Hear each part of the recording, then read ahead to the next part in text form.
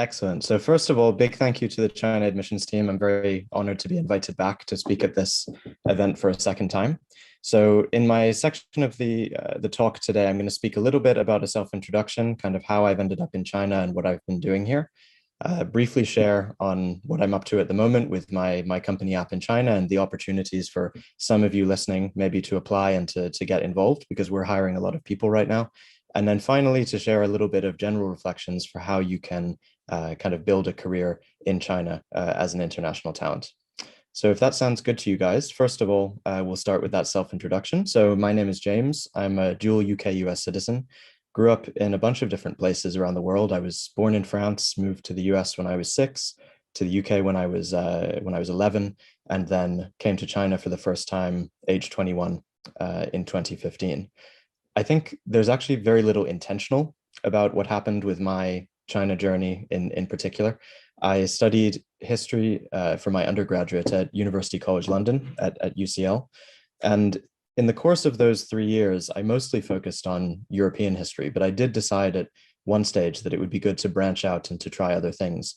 So there were actually two new professors joining that year, one who was due to teach a class on the history of urban Africa and one on the history of ancient and medieval China.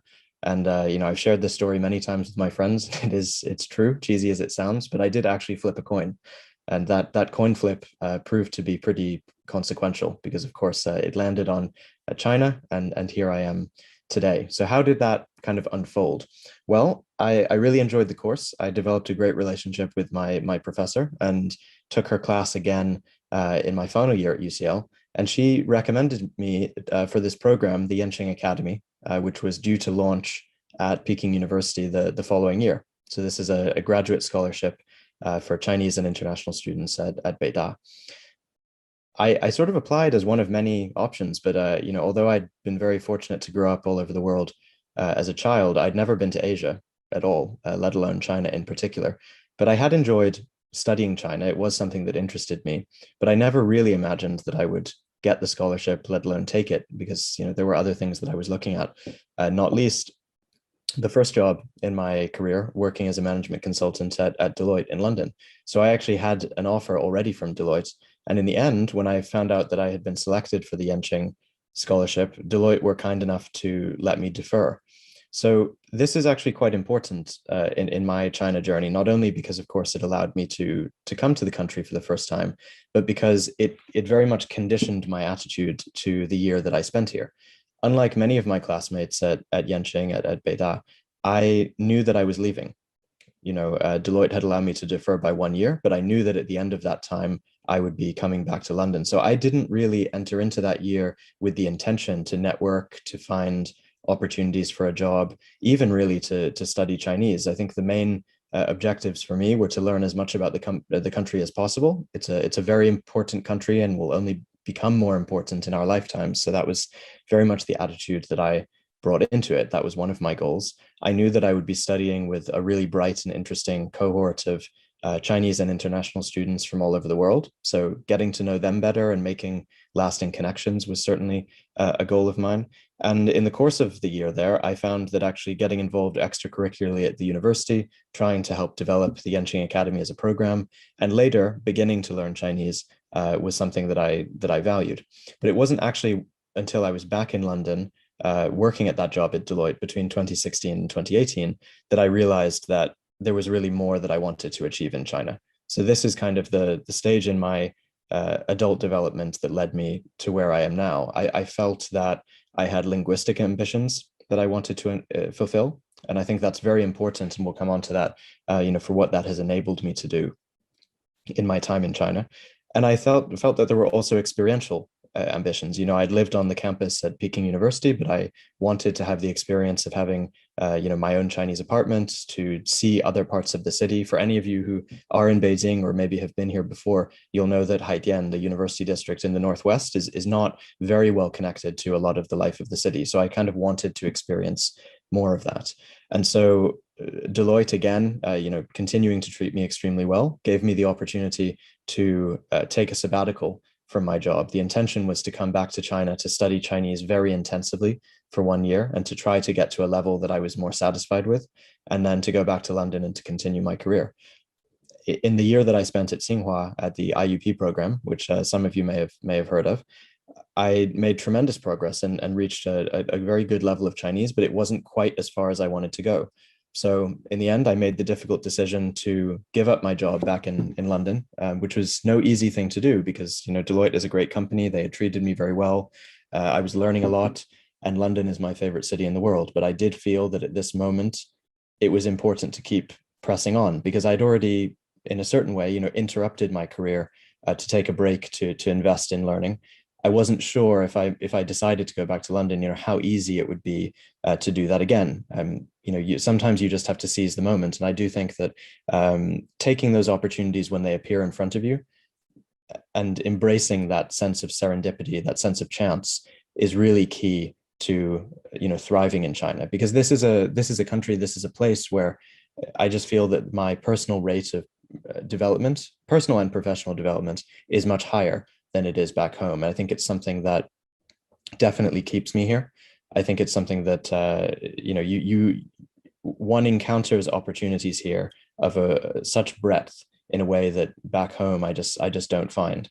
So I decided to quit the job to continue studying Chinese. I took up a Chinese government scholarship at Beishida, at Beijing Normal University.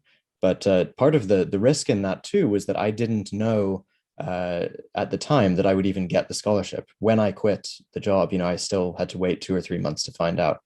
Fortunately, it worked out. But that year at Beishida, as many of us have experienced, was interrupted by the coronavirus. So that kind of, I ended up quitting that program. I felt that the experience of learning Chinese online in a group class, was just not really for me. I had been fortunate to already receive a job offer from ByteDance, from TikTok, just a couple months before the coronavirus. And so I set about transferring my visa and getting started there. I spent a year working at ByteDance and then left in April of this past year, which takes me to the startup that I work at now, which is AppInChina. So AppInChina is the leading publisher of non-gaming software, international software in China.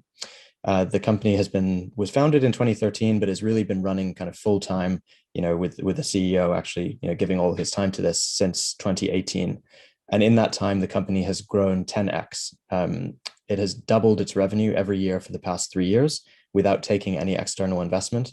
And now we've reached a level of kind of stable gross revenue and net profit that we're looking to significantly expand the team from about 14 or 15 people, hopefully up to about 30 people by this time next year, which is potentially where there may be some opportunities for you guys. I believe Yin may be able to share the link to our careers page and also to my personal LinkedIn profile in the group chat. If not, you can search for my name, James Ashcroft, on LinkedIn and come find me. Mention that you attended this and you'd like to learn more. We're hiring for 9 different positions.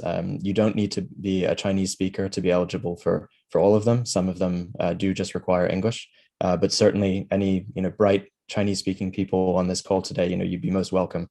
It's a very important skill, of course, doing business in China. So moving on to the final portion of the presentation, and of course, I'd be happy to answer questions on that later, or if you guys contact me directly. But in terms of getting into China, I've already seen some questions in the chat about, when the borders will be relaxed, how to get in here, visas and all that kind of stuff. The reality is that, we can't give an answer to that. It's very uncertain. I do think that I think many people would agree it's unlikely to become significantly easier anytime soon because the Beijing Olympics will be running, until March of next year. But just because you can't get into the country doesn't mean that you can't do things to better prepare yourself or make yourself more attractive. I do think that, investing in relevant learning opportunities, doing online courses is always valuable. But I think especially for a career in China, my top tip would be to invest in studying Chinese. I don't think that you need to reach HSK 6 or beyond some incredibly fluent level, but I think if for those of you who have an interest and have the time to dedicate to it, if you are able to achieve a level around about HSK 5, for instance, I do think that dramatically improves your employability in China, because you might not be able to speak Chinese to a level at which you are uh, you know, pitching to clients or, you know, being the sole face of the company, you know, in negotiations or anything like that. But you can functionally speak Chinese in a work environment. You can read and send Chinese emails, all this kind of stuff. And when you bring other skills, you know, your, you know, perspective as an international student, as an international person, your native English, the other languages which you may speak, I think that level of Chinese is really, really useful. So I would certainly do that. And I think the other thing too to say is that a lot of people find it very difficult to get a job here in the first place because they don't know anyone. We're now in an age where it's possible, even welcomed, to attend Zoom events like this and to network. So just because you're not in China doesn't mean that you can't begin meeting people who are here, begin, you know, get their WeChat, you know, see if you can ask them out for a virtual coffee, pick their brains. You know, maybe you can find an opportunity through one of them or through a friend of a friend. If they get to know you better when, you know, perhaps someone like me or someone like them is hiring, you know, you'll be the person that comes to mind. It is tricky with the visas right now, but it's not impossible, and it is hopefully going to get easier. So I would think very critically about what you can do to better qualify yourself for a job in China. Look through JDs and see what are, you know, people like me or other companies looking for, because it's more diverse than you think. I think a lot of foreigners think that the only job that they can get here is as an English teacher. It's true that that's most common and that is the easiest way into China, but it's not the only way. And I think the final piece of advice that I would give, because I've seen it with so many of my friends, you know, bright people with excellent educational and professional backgrounds, they have not necessarily been able to get the job that they wanted straight up, but they had to do something that they were less happy with for a period of time. You know, I have friends who work at the embassy, friends who work in you know, think tanks or whatever else. And they may have started doing a series of part-time jobs or doing education consulting or doing whatever. It's not to demean or undervalue those careers in their right, but it's not right for everyone. Sometimes the way to get into China is just to get into the country, to get that visa, to begin to build some work experience here, to deepen those connections that maybe you've made via WeChat or Zoom or whatever else. But I think if there's one lesson that I've learned since joining this startup, especially from my CEO, Rich, and this is very much a kind of entrepreneurial mindset, just don't accept no as an answer. You know, I think I like to think that I'm a pretty good problem solver and I will try different things. But one of the things that I've come to most admire about my CEO is no matter how many things we try, there's always one more thing that he wants to try to do. You know, even if we can't get 100% of what you want, try one more time, try it in a different way, see if we can get 50% of what we were looking for from this person. You need to eke every advantage and opportunity out of the different channels that are available to you. If you're outside of China, those channels might be more limited, but it doesn't mean that you can't find a great job in China. So I hope that has been a helpful perspective to hear. Very happy to answer more questions later on or by messaging me directly. But thank you guys for your time and looking forward to the next speaker.